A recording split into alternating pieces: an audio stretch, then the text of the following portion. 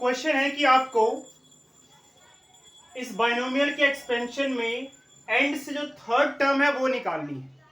इससे पहले वाले पार्ट में हमने स्टार्टिंग से जो सेवंथ टर्म पढ़ रही थी वो निकाली थी। तो एक बार इससे पहले वाला पार्ट जरूर देखें, आपको डिस्क्रिप्शन बॉक्स में उसका लिंक मिल जाएगा। तो करना ये है कि इस बाइनोमियल के एक्सपेंशन में एंड से लास्ट की तरफ से अगर हम काउंटिंग करें तो थर्ड नंबर पे जो पड़ेगा लास्ट से, एंड से जो लास्ट पे पड़ेगा। हेलो एवरीवन, तो इस क्वेश्चन में आपको क्या करना है कि ये बाइनोमियल है, इसका एक्सपेंशन करेंगे और एक्सपेंशन करने के बाद जो एंड से थर्ड नंबर पे पड़ेगा वो टर्म आपको बतानी है। एक तरीका तो ये, इसका पूरा एक्सपेंशन लिख लीजिए, फिर लास्ट से काउंट कीजिए फर्स्ट सेकंड थर्ड नंबर पे जो पड़ेगा वो टर्म आपको लिख देनी है। लेकिन जब हमें एक ही टर्म चाहिए, सिर्फ एंड से थर्ड टर्म चाहिए, तो पूरा एक्सपेंशन लिखने की क्या जरूरत है? कुछ तो शॉर्टकट लगाते हैं हम, कुछ शॉर्टकट होगा ना उसका कि भाई पूरा एक्सपेंशन ना लिखना पड़े, क्योंकि इसमें है 9 तो टोटल टर्म्स बनेंगे 10। तो टोटल टर्म्स 10 लिखने की बजाय हम क्यों ना कुछ ऐसा करें कि सिर्फ डायरेक्टली हमें एंड से थर्ड टर्म मिल जाए। तो वो कैसे निकलेगा? वो कुछ ऐसे निकलेगा। देखिए, एंड से जब भी कोई टर्म आपको निकालनी है तो आप ये देखिए 9 + 1 कर लेना आपको, माइनस एंड से थर्ड टर्म निकालनी है 9 + 1 -3 और +1 कर दीजिए। ठीक, कितना बनेगा? 10 - 3 + 1 7 + 1 8। यानी कि एंड से अगर वो थर्ड टर्म है तो स्टार्टिंग से अगर हम चलें तो वो कौन सी टर्म है? 8th टर्म है। ठीक है, तो आपको क्या निकालना है? एक तरह से 8th टर्म निकालना है इस क्वेश्चन में। चलिए, तो 8th टर्म निकालना है, इतना आपको पता चल गया। ये तो एक तरीका मैंने बता दिया कि जो भी यहाँ पे दिया होगा उसमें +1 कर देंगे, माइनस ये कर देंगे जो भी टर्म पूछी एंड से, और लास्ट में +1 कर देंगे। पता लग जाएगा कि स्टार्टिंग से कौन सी टर्म निकालनी है, 8th टर्म निकालनी है।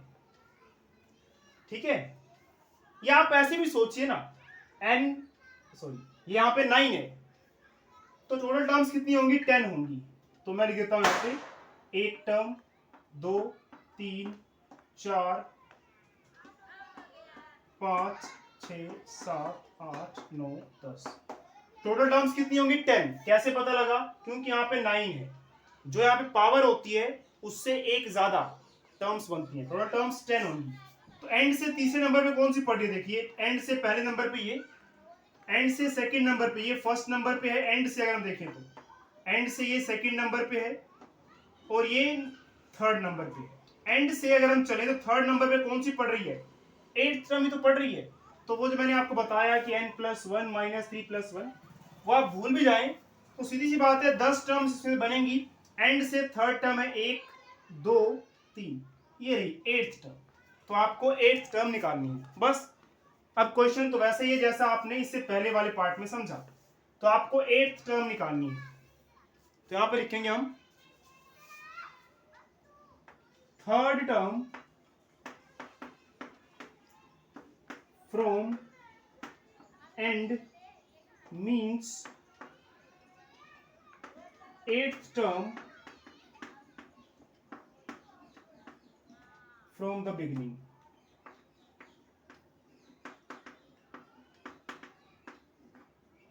तो बिगिनिंग से 8th टर्म निकालनी है आपको। 8th टर्म निकालनी है तो मैंने आपको बताया हुआ इससे पहले वाले पार्ट में कि अगर 8th टर्म निकालनी है तो r की वैल्यू कितनी हो जाएगी? 7। तो जनरल टर्म निकालने का फॉर्मूला TR + 1 NCR x की पावर, इन दोनों को माइनस करके, और a की पावर ये पैरेलल, ये जनरल टर्म को निकालने का हमारा एक्सप्रेशन। तो हमें 8th टर्म निकालनी है बिगिनिंग से। अगर 8th टर्म निकालनी है तो r की वैल्यू एक कम होगी। ठीक है, तो 8th टर्म निकालनी है हमें T8, और T8 को मैं कैसे लिखूंगा? 7 + 1। तो यहां से आपको आइडिया मिल गया होगा कि r की वैल्यू कितनी जा रही है? 7 बन रही है, तभी तो 7 + 1 8 बनेगा। तो r की वैल्यू कितनी है? 7। या 8th टर्म निकालनी है तो r की वैल्यू याद रखिए कम होगी, यानी कि 7 होगी। n कितना है हमारा? 9। तो 9 सी, आर की वैल्यू कितनी है 7। तो कुछ नया नहीं करना यार, बस 8वीं टर्म निकालनी है स्टार्टिंग से, तो 9C7। ठीक है, एक कम करना है बस, यहाँ पे 9C7 निकालना है आपको। अब ये सब भी भूल जाइए चाहे तो आप। 9C7 फर्स्ट टर्म है A/3, इसकी पावर इन दोनों को माइनस करके यानी कि 2। सेकेंड टर्म है 2B, उसकी पावर ये पैर वाली। तो यही तो है हमारी 8th टर्म। 8th टर्म यानी कि 9C7। अगर क्वेश्चन होता कि 5th टर्म निकालो तो क्या होता 9C4। ठीक है, 5th टर्म में R की वैल्यू 4 रहेगी। ये नीचे वाले जो पैर वाले की वैल्यू है इसकी बात कर रहा हूं मैं, एक कम कर देनी है बस सॉल्व करते हैं, आंसर आ जाएगा। तो 9 फैक्टोरियल, 9 - 7 फैक्टोरियल और ये 7 फैक्टोरियल, a की पावर 2 और इस 3 की पावर भी 2, 2 की पावर 7 और b की पावर भी 7। आगे क्या होगा 9, और यहां पे देखिए बनेगा 2 फैक्टोरियल और ये 7 फैक्टोरियल। तो बड़ा है 7 फैक्टोरियल, तो 9 फैक्टोरियल को हम 7 तक खोलेंगे। 9 × 8 7 फैक्टोरियल तक रुक जाइए।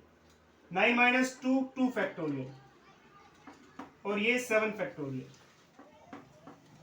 a की पावर 2, b की पावर 7, बाकी ये 2 की पावर 7। एक काम करते हैं b और a को लास्ट लिखते हैं। 2 की पावर 7 मल्टीप्लाई डिवाइड में आगे पीछे लिख दीजिए, कोई फर्क नहीं पड़ता। a की पावर 2 और b की पावर 7, ये आपका आंसर है। बस थोड़ा सा इसको सिंपल फॉर्म में लिखिए। 7 फैक्टोरियल से 7 फैक्टोरियल कैंसिल, और 2 फैक्टोरियल तो 2 ही होता है, तो 2 फैक्टोरियल को आप क्या कर देंगे 2 ही मान के चलिए। 2 × 1 = 2, किससे काटे 2 × 4 = 8। ये 3 की पावर 2 है, 3 की पावर 2 मतलब 9। चलिए बार दोबारा लिखता हूं मैं। 9 बचा हमारे पास, ये 4 बचा, 2 की पावर 7। अच्छा 4 को मैं क्या लिख सकता हूं, ये 4 है ना, इस 4 को मैं लिख सकता हूं 2 × 2। उसके बाद 4 भी हो गया, 2 की पावर 7, a की पावर 2 और लास्ट में b की पावर 7। नीचे क्या क्या बचा हमारे पास 3 की पावर 2। 3 की पावर 2 मतलब 3 × 3। इसको भी काट दीजिए। 3 × 1 = 3, 3 × 3 = 9। ये 3 से ये 3 भी गया, तो फाइनल आंसर 2 की पावर 7 और ये 2 ये रहे। तो 2 की पावर 7, एक ये रहा 8, एक ये रहा 9, तो 2 की पावर बन गया 9, a की पावर 2, b की पावर 7। तो ये आपका फाइनल आंसर आ गया।